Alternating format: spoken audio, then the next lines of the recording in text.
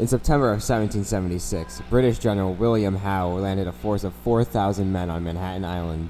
His goal was to defeat General Washington's fledgling Continental Army by outflanking them and forcing them to surrender. As Howe's army steadily rolled up the island, Washington prepared for a counterattack in an attempt to buy time for the bulk of his army to retreat. The spot he chose was Harlem Heights. One of the regiments chosen to take part in this counterattack was Knowlton's Rangers. This militia unit was made of men from Connecticut, under the command of Ashford's favorite son, Lieutenant Colonel Thomas Knowlton. The Rangers were sent to protect Washington's left flank. Their goal was to slow the British light infantry and report their movements back to Washington.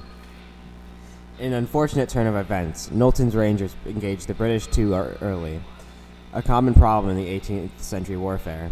Instead of surprising the British rear, they came face to face with the elite British 42 Highlanders. Knowlton knew that if he retreated, the Highlanders would roll up the flank and threaten the main body of the Continental Army.